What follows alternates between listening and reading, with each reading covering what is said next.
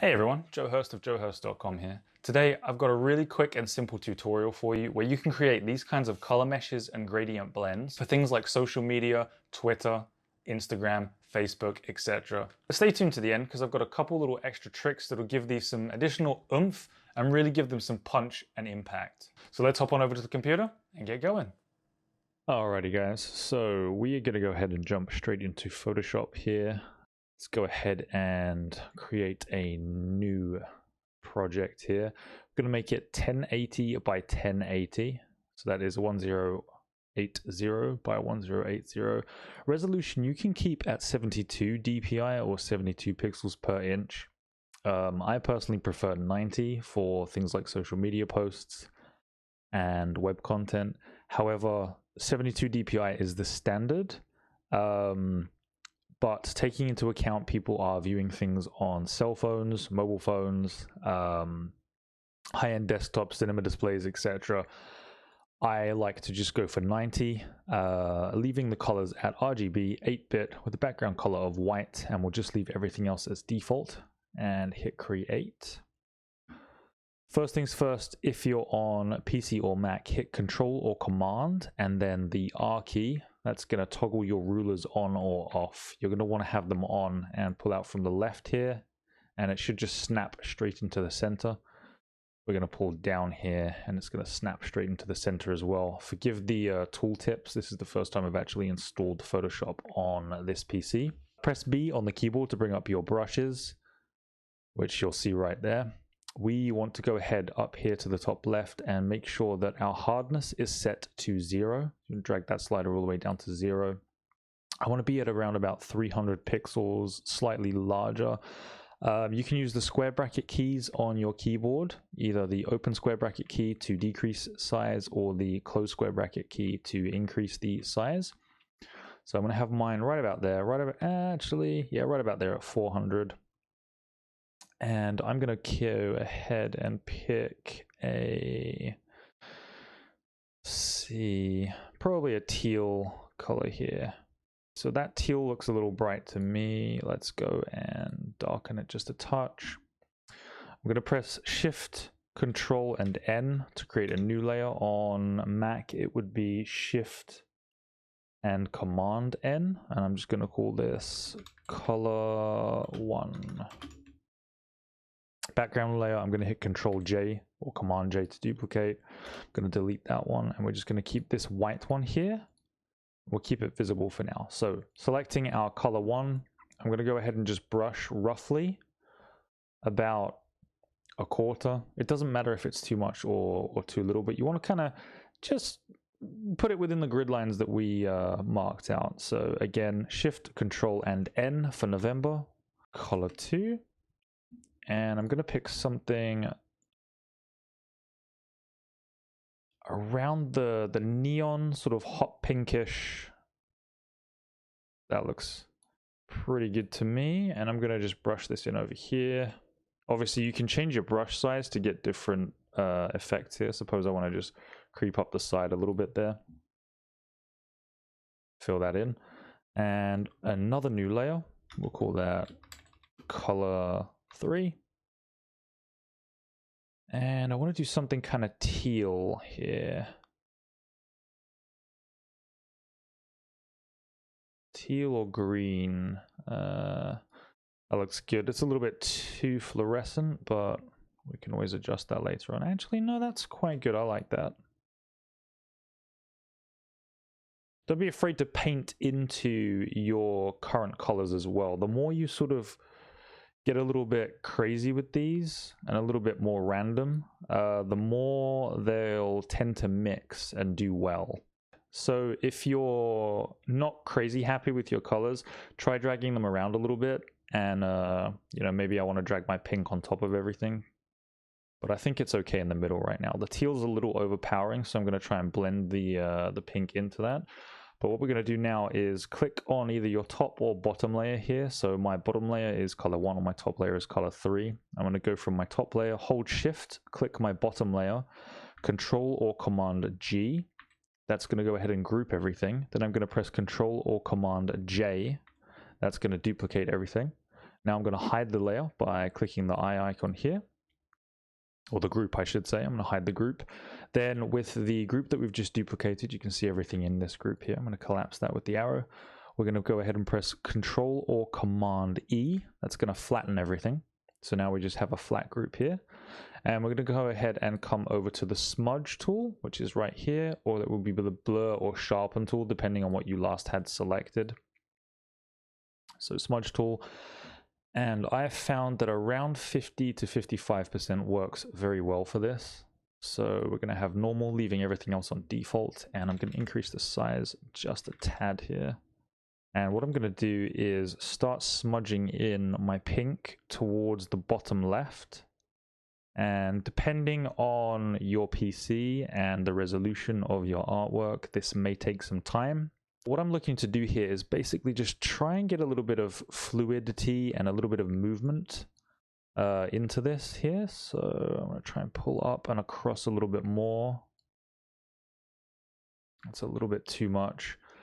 I'm going to go ahead and dial the strength back just a little bit and pull this across. Try and create a little bit of fluidity and change the brush size here, pull it out.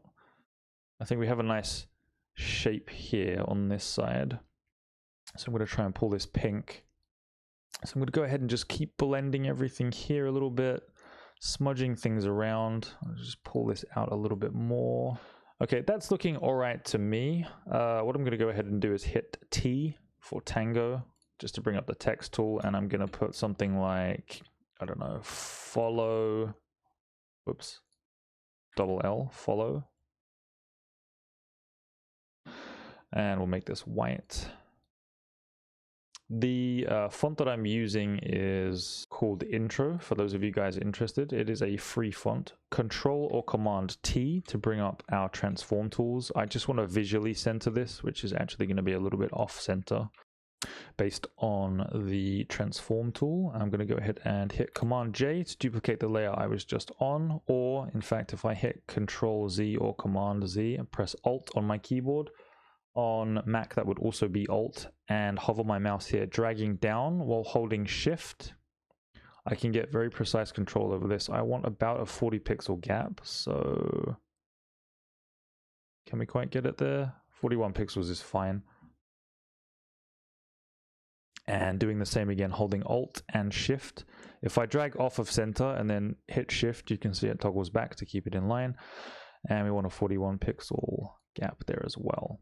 So I'm going to go ahead and hit Shift, selecting one of my layers here of the three on the right side for my text layers, Shift and click. That's going to select all of them, and then Command or Control and T. And I can nudge everything up here with the arrow keys. I think that looks good. And then for the center one here, I'm just going to adjust this to the... Oh, is there not an intro variant? Yes, there is. There's an intro inline. There we go. Adjust that to intro inline. It would be nice if I had a stroke variant as well, but we don't, so that's not an issue. In fact, you know what?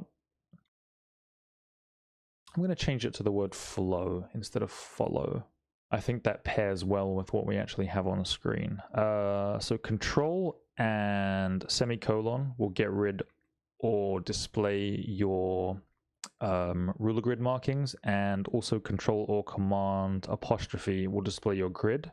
Depending on whether you're on PC or Mac, you can toggle those on or off. Just helps you visually align things. All right, that's looking good to me. So I'm going to make sure that I've got one of my font layers selected, either the top or the bottom one. Holding Shift and click, I'm going to press Control or Command G, depending on Mac or PC yet again, and that's going to group everything. I'm just going to hide those for now and go back to my original shape, I guess, and color copy. And I'm going to go up to filter and blur. And what this is going to do, in fact, if I zoom in, you guys will probably get a slightly better representation of this. You can see that there's a lot of stepping in this because it's not particularly the smoothest way to blend everything by using the blur tool and the smudge tool. I'm sorry, the smudge tool, not the blur tool. So what I'm going to do is go ahead and scroll out a touch. Actually, we'll stay zoomed in just so that you guys can see. So filter, blur. I want to pick Gaussian blur here. And 1080 by 1080, I think 4 pixels is a little bit too much. 2.5 pixels looks good to me. It sort of gets rid of that stepping, but it doesn't quite fully remove it. We want just a touch of stepping where there's an ever so slight hard edge between the colors and where they change for the next little quick tip. So we're going to go back to filter and noise, add noise. And this is where it adds a whole new dimension to everything. So you can see where this step is here. It starts to blend it in, but it adds a bunch of noise to the edges here. It gives it that kind of spray paint, grungy, but also textured feel. So 3% looks good to me. Zoom out here. If I just press Alt and left click, we can zoom out. Monochromatic looks good. It sort of adds a little bit of sharpness. Gaussian is also good. Uniform is not quite giving me the result I want, so I think zoom into about 100% here and display our text. That's not looking too bad. Okay, so what I'm going to go ahead and do is fill my window, making sure that on the right hand side here I have group 2, which is my text layer, which I'm going to rename text, and I'm going to go ahead and hit Control J or Command J, which is going to copy that for me. Again, everything's inside. I am going to hit Control or Command E to flatten everything, and I'm going to drag it behind my text layer for now. Now I'm going to hide my text layer, click on the FX panel down here at the bottom, and I'm going to pick a color overlay. Black is absolutely fine, normal is okay. I'm going to hit OK, and then I'm going to go and toggle my text back on, making sure I have the text that we've just selected or just recreated underneath our text layer here in the folders or the group.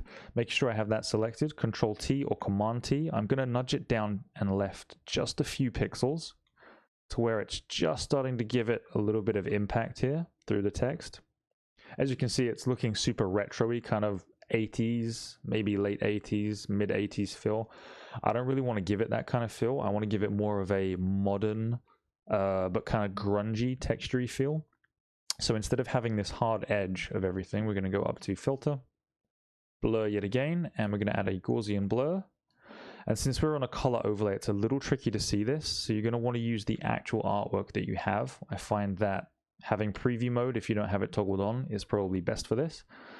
And I'm going to give it quite a bit of a Gaussian blur, probably around 4.5-ish pixels, maybe more, about 4 pixels, somewhere in the low 4s. That looks good.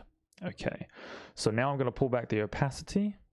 I'm going to zoom in a little bit for this as well, because I don't want there to be a whole lot of punch for this, but I also want to give it a little bit of impact. The high 30s looks good to me. I'm just going to toggle this on and off. Yeah, high 30s looks good to me. Okay, now with that taken care of, we're going to go ahead over to the rectangle tool, making sure that our fill color is strike through up here with the red line so that we don't have a fill color. And we have a stroke of 12 pixels. You can go ahead and click in this box here and assign 12 pixels by just typing in 12, and make sure that we have a solid stroke. Now I'm just going to hold Shift and drag out so that it's somewhat square, and then release my left click. That looks good to me. Press V on my keyboard to bring up my freedom/move control tool, which is up here. And with my rectangle selected, I'm going to press Control T, and then I'm going to press Control semicolon, or it would be Command on Mac, and I'm going to just nudge this over slightly and nudge it up a tad. And then I'm just going to adjust my box by clicking on the anchor points either in the center or the corner. And if you need granular control by adjusting a specific length of something, you can hold Shift. So I'm just going to hold Shift and drag here a couple times. And I think I want to make this just a tiny bit wider. And then again, using my arrow keys, I'm going to refine it so that it's visually balanced. Then with my rectangle that I just made selected on my layers panel, I'm going to go ahead and hit Command or Control J, drag it below. So what I'm going to do now, after I've dragged that below, is Effects, color overlay, black. I'm going to hide this layer again, and I'm going to press Control or Command T, nudging it down and left ever so slightly, then bringing back the original, and nudging it down and left a tad more. That's looking good. And with the black version that we have selected, this one right here, we're going to go back up to Filter, Blur Gallery, blur. And we're going to go for a Gaussian blur. Yes, we need to rasterize that before we can do it because it's currently a smart object. And 4.2 is the same as our text that we rasterized and adjusted. And I believe it was around 32%. So I'm just going to type in 32. Whoops, not 320. 32. That's quite good. I just want to double check that we're actually the same as our text. Where'd that layer go? There it is. 37. Okay, so visually I want to match that and just type in 37. That looks a little bit too much. Gives a little bit too much emphasis to the outside. So I'm actually going to step this back again to the low 30s. 33 looks good to me. And there we have it. That is pretty much it. So that about wraps it up, guys. If you try this for yourself, go ahead and post them to Instagram and at me, at JoeHurstDesign. I'd love to see what you guys have come up with, provide you any feedback or answer any questions. Anything else, leave it down in the comments below. I'll see you guys next time. And if you want to stay tuned for more design tips and tricks on a freelance basis, go ahead and hit that subscribe button. I will catch you guys next time.